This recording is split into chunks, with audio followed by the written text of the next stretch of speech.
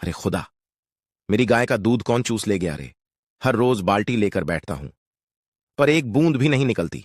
हाय रे, किसका सा मैंने तो अपने बच्चों के लिए रखा था वो दूध, मगर अब तो नागिन भी भूखी नहीं छोड़ती। कितनी मेहनत से पाला था इस गाय को, और आज इसकी आखिरी बूंद भी छिन गई। अरे खुदा, मेरी गाय का दूध कौन चूस ले गया रे। हर रोज बाल्टी लेकर बैठता हूं, पर एक बूंद भी नहीं निकलती। हाय रे, किसका साया पड़ गया। कसम खुदा की, अब तो ये गाय भी डरने लगी है। देखो ना, कांपती है बेचारी, जैसे कोई उसके सपनों में आकर डर दिखा जाता हो। सुबह सुबह जब गरीब बाल्टी लेकर गाय के पास बैठता तो दूध निकलता ही नहीं। गाय बेचैन नजर आती। बछड़ा माँ के थनों से दूध पीने को मचलता, पर थनों में एक बूंद तक नहीं रहती। अहमद की बीवी परेशान होकर कहती, यह क्या आफत आ गई। ना दूध हमारे हिस्से में आता है, ना बछड़े के। हर रोज गाय और कमजोर होती जा रही है। अहमद सोच में पड़ गया। रात दिन माथा पच्ची करता। कभी लगता कोई चोर दूध चुरा ले जाता होगा, कभी सोचता शायद गाय बीमार हो गई। उसने कई रातें जाग कर पहरा दिया, पर हर बार सब कुछ सामान्य दिखा। लेकिन असली कहानी तो किसी और दुनिया में चल रही थी। कुछ महीने पहले की बात थी। अहमद खेत जोत रहा था। आखिरी कोना खोदने ही वाला था कि अचानक उसकी कुदाल किसी चीज से टकराई। छपाक और अगली ही घड़ी जमीन पर एक सांप तड़पता दिखा, 2 टुकड़ों में बंटा हुआ। अहमद का चेहरा सफेद पड़ गया। या खुदा, ये क्या हो गया मुझसे, वो डरते डरते बोला। उसने सांप को उठाया, खेत के बाहर झाड़ियों में फेंक दिया और फिर काम में लग गया। लेकिन अहमद नहीं जानता था, वो कोई आम सांप नहीं था, वो एक नाग था।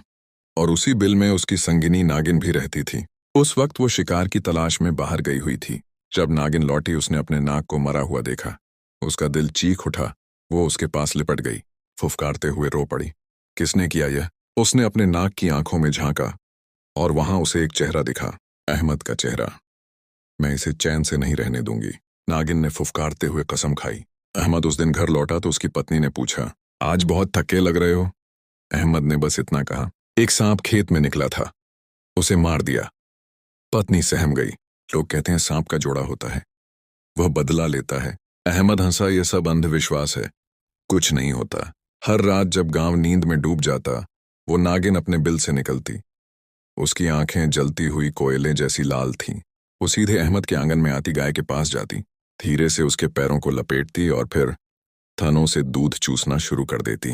गाय थरथराती आंखों में डर लिए खड़ी रहती। सुबह जब अहमद दूध निकालने बैठता तो बाल्टी खाली होती। गांव वाले बातें बनाने लगे, अहमद दूध छुपा रहा है, शायद शहर में बेच देता है ज्यादा दाम पर। अहमद की आंखों में शर्म और उलझन थी। उसे समझ नहीं आता, आखिर यह दूध जा कहाँ रहा है। एक रात उसने तय किया कि अब वह सच्चाई जानकर रहेगा। वह गाय के पास बैठा आंखें खोले पहरा देता रहा। कुछ देर में थक कर आंख लग गई। तभी अंधेरे से एक परछाई सरकी। वह थी नागिन। उसकी आंखें अंगारे जैसी लाल थीं। छड़ से टपकता हुआ फन हवा में उठा। वह धीरे धीरे अहमद के पास पहुंची, फार करने को तैयार। बस उसी पल भीतर से आवाज आई, अब्बा, अम्मी बुला रही हैं। अहमद ने झट से सिर उठाया और भीतर चला गया। नागिन का वार खाली गया। जमीन पर गुस्से में फुफकारती बल खाती हुई वह बोली, आज बच गया, लेकिन ज्यादा दिन नहीं। दूसरे दिन अहमद खेत जोत रहा कि अचानक उसने पीछे किसी के सरसराने की आवाज सुनी। पल भर में एक सन्नाटा छाया और उसके पीछे वही नागिन पटाखे भरकर उभर आई। फन फैलाया, दंश देने ही वाली थी। तभी पास के पेड़ के नीचे से कुत्ते ने जोर से भौंकना शुरू कर दिया। कुत्ते की आवाज ने माहौल को तोड़ दिया। नागिन झट से झाड़ियों में छुप गई। एक बार फिर अहमद की जान बच गई। यह सिलसिला रोज दोहरने लगा। हर बार अहमद की जान बच जाती और उसे पता भी नहीं चल पाता कि मौत कितनी नजदीक थी। पर नागिन को हर बार दूध पीकर अस्थायी सुकून ही मिलता। उसका गुस्सा कम ना हुआ, बढ़ता गया। और अब वह समझ चुकी थी कि सीधे अहमद को मारना आसान नहीं, इसलिए उसने चाल बदली। अब बदला अहमद के सबसे कीमती रिश्ते उसके बेटे के जरिए पूरा होना चाहिए। एक दफा बाजार की भीड़ भाड़ में इमरान की नजर एक अजनबी लड़की पर पड़ी। वह लम्हा अचानक थम सा गया। लड़की हल्की मुस्कान ली खड़ी थी, नाजुक चेहरा, पानी साफ और कुछ बातों में अनकही कविता जैसी। कौन है यह? इमरान ने दिल से ही पूछा। घर लौटकर भी वह मुस्कान उसे नहीं छूटी। खाना जब निगलता तो स्वाद गायब सा लगता। माँ ने पूछा, क्या हुआ बेटा? इमरान ने सिर झुकाया और कहा, कुछ नहीं माँ। अगले दिन फिर वही गली, उम्मीद की एक किरण, और किस्मत से वही लड़की, वही खद्दी मिली। इमरान ने हिम्मत करके पूछा, आप कहाँ रहती हैं? मैंने आपसे पहले कभी नहीं मिली। लड़की ने दुपट्टे को हल्का समेटते हुए मुस्कुराहट में कहा, मैं कुछ दिनों के लिए आई हुई हूं। नाम सना है। बस फिर क्या था। इमरान का दिमाग और दिल दोनों सना में खो गए। दूसरी तरफ नागिन अपने बिल में बैठकर ठहाका मार रही थी। उसकी आंखों में अब लालिमा और तेज बढ़ चुकी थी। अहमद बच निकला, पर अब उसका बेटा मेरी जाल में फंसेगा। तीसरी मुलाकात के बाद इमरान ने अपने दिल की बात उस लड़ाकी से कह दी और दोनों एक दूसरे को चाहने लगे। घर लौटते ही उसने माँ से कहा, मैं निकाह करना चाहता हूँ।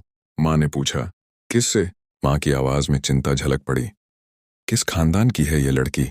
इमरान ने झट से जवाब दिया, मुझे खानदान की फिक्र नहीं अम्मा, मुझे वही लड़की पसंद है, सना। इमरान ने आंखों में पक्कापन भर कर बताया, वो अनाथ है, ना माँ ना बाप ना कोई भाई, एक खाला के पास ठहरी है वो, ज्यादा लोगों से नहीं मिलती। इमरान की आवाज में जिद थी। यही तो कारण है कि हमें मदद करनी, चाहे उसे ठुकरा दें तो वह कहाँ जाएगी? अहमद को हैरत हुई, यतीम है तो तुम उसे कैसे ढूंढ लोगे? कौन उसकी गारंटी देगा? पर इमरान का इरादा पक्का था। उसने दहाड़ के नहीं बल्कि प्यार की मुलायम आवाज में कहा, मैं उसका सहारा बनूंगा। अहमद के चेहरे पर आशंका और गुस्सा एक साथ उभर आए। उसने कहा, बेटा, निकाह इमोशन नहीं, जिंदगियों का बंधन है। इमरान ने हाथ जोड़कर नरम लहजे में कहा, अब्बा, मैं यह रिश्ता सिर्फ रहम के लिए नहीं चाहता और मेरा दिल कहता है यही यही मेरी जिंदगी है। बहस करना अब बेअसर था। बेटे की आंखों की सच्चाई ने उसे पिघला दिया। आखिर उसने मुंह दबाते हुए कहा, ठीक है। अगले दिन गांव के 2 गवाह और मौलवी साहब आ गए। निकाह सादा था, बिना शान और शौकत के, बस हुक्म रूह की तरह। लेकिन पहली रात के बाद ही माहौल बदलने लगा। सना, जिसको हमेशा दुपट्टे में थोड़ी सी शर्म के साथ देखा जाता था, उसने सुना सुनाया अंदाज छोड़कर कहा, आज मुझे अलग कमरा चाहिए। इमरान ने प्यार से राजी हो गया। उसने दुल्हन के कमरे को सजाया, चिराग जलाया और दरवाजा बंद कर दिया। रात गुजरी और इमरान नई मोहब्बत के नशे में जल्दी सो गया, मगर अहमद की नींद हराम थी। आधी रात की खामोशी में सना धीरे धीरे बिस्तर से उठी। उसकी आंखों में कोई अजीब सी चमक थी। उसने सहेज कर दरवाजा खोला और सीधा सीहून की तरफ चल पड़ी। अहमद के कमरे के पास पहुंचकर उसने बड़े नजदीक से अहमद को देखा, फिर बेहसासी नजर से उसका हाथ पकड़ा और फिर जैसे कोई मीठा चूस रहा हो। धीरे धीरे उसने अहमद के खून में से ताकत खींचनी शुरू कर दी। सना ने करवट बदली और थोड़ी सी झड़ अपनी छुपी हुई चाल से अहमद के शरीर में उतार दी।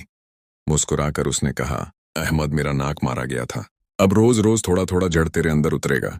लोग कहेंगे उम्र का असर है, पर असल में यह मेरी मोहब्बत भरी सजा है। सुबह अहमद ने उठकर अपनी बदली हुई कमजोरी महसूस की, सर घूमना, बदन भारी, चलने में तकरार। उसने खुद से कह दिया, शायद बस नींद पूरी नहीं हुई। लेकिन यह सिर्फ पहला जख्म था। दिन ब दिन उसके और उसकी बीवी के हालात बिगड़ने लगे। पहले अहमद समझता रहा कि बुढ़ापा है, फिर उसकी बीवी भी वहीं थकावट और भंग महसूस करने लगी। गांव वाले आते और पूछते, अहमद भाई, पहले आप कितने मजबूत थे, अचानक क्या हुआ? अहमद बस मुस्कुराकर टाल देता, शायद मौसम का असर, और सना दिन के उजाले में वही नम्र खिदमत करने वाली बहू बनकर सबके सामने रहती। माँ बाप की सेवा करती और गांव की औरतें उसकी तारीफों के पुल बांधती। देखो कैसे नेक है, कितनी समर्पित बहू मिली है। लेकिन रात आते ही वह मुखौटा उतर जाता। सना फिर उस रूहानी परछाई में लौट आती। कमरे में दाखिल होकर चुपके से जड़ शणखों में उंडेलती, कुछ खून चूस लेती और फिर हंसकर कहती, तूने मेरा नाक मारा था, अब मैं तेरा और तेरी बीवी का कतरा कतरा कर दूंगी। उसकी आवाज में घृणा थी, पर लफ्जों में सुकून। और फिर वह फिर से इमरान के कमरे में लौट आती। वहां एक कोमल दुपट्टे वाली दुल्हन की तरह अहमद और उसकी बीवी की तबीयत दिन ब दिन उतरती चली गई। पहले वे थोड़ा सा थकते, फिर बिस्तर पर ज्यादा समय बिताने लगे। परिवार में कोई वजह समझ नहीं पा रहा था, और तब से जैसे घर पर एक अनजाना बदबू सा फैल गया हो। पहली गाय का दूध अचानक खत्म हो गया, फिर एक एक करके जानवर बीमार पड़ने लगे। कभी बकरी मृत मिली, कभी बछड़ा जमीन पर गिरा पड़ा, कुछ गाय गंभीर रूप से जख्मी पाई गई। आंगन में जानवरों की लाशों का सिलसिला बढ़ने लगा। लोग मुंह में छुप छुप कर बातें करने लगे।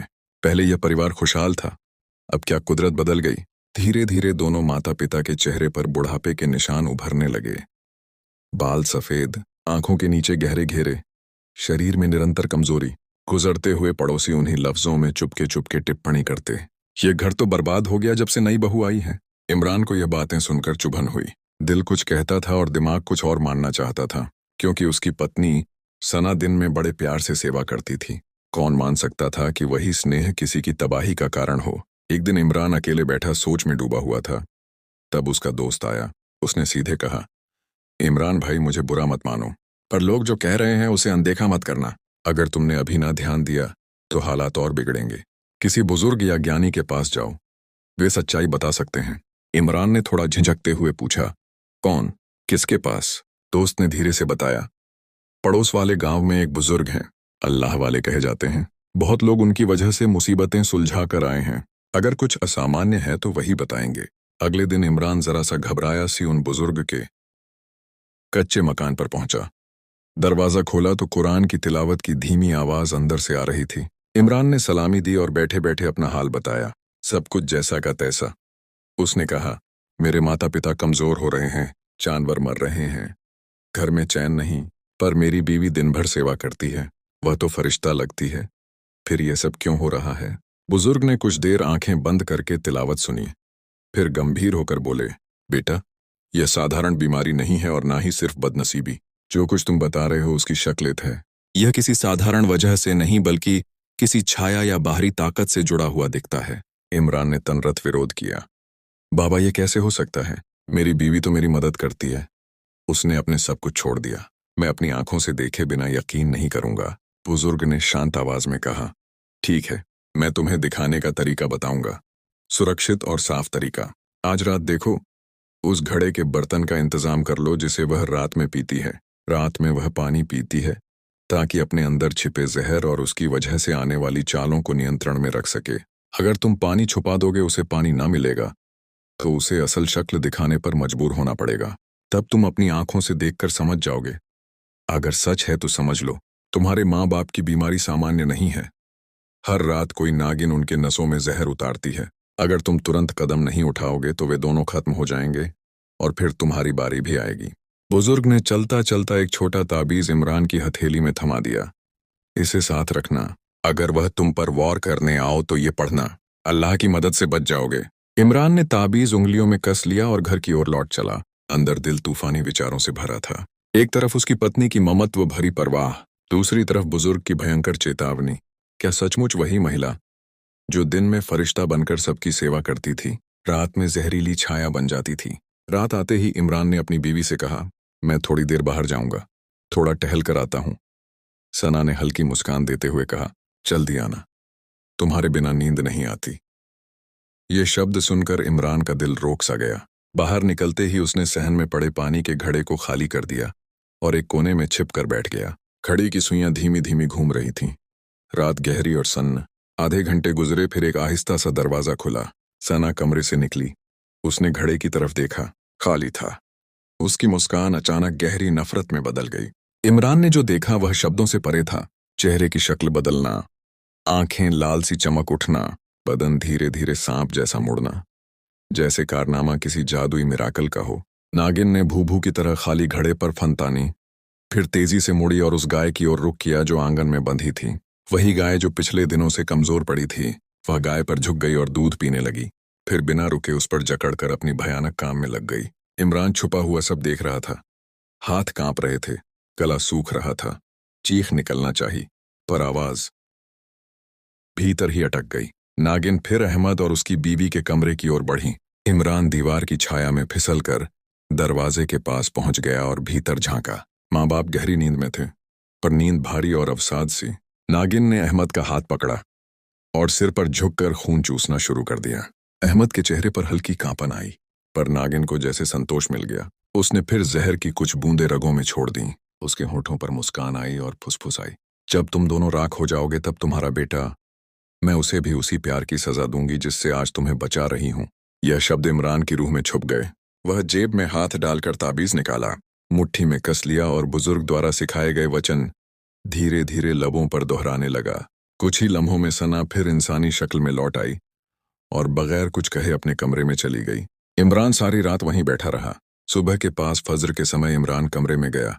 माँ के माथे पर हाथ रखा। ठंडक नहीं पर भारीपन था।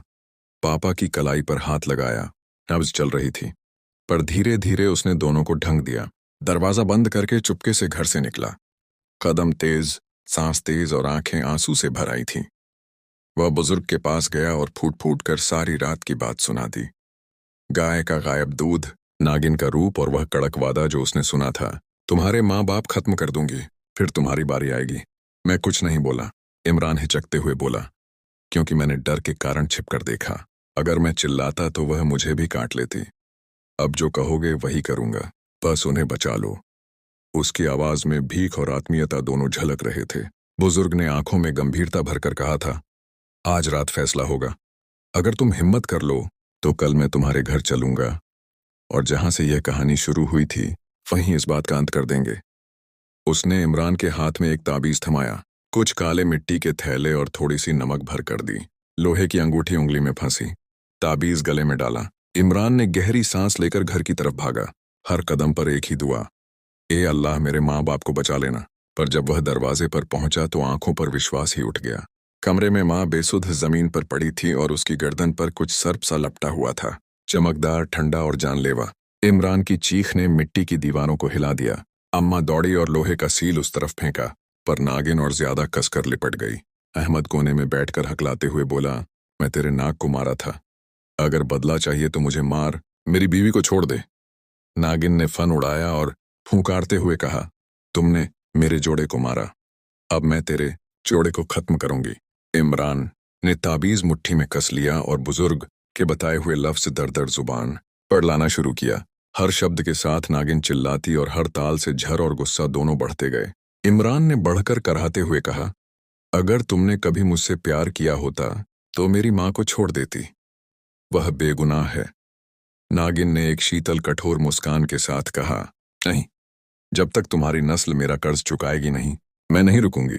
पहले तेरी माँ, फिर तेरे बाप और आखिर में तुम्हारी बारी। इमरान भागा।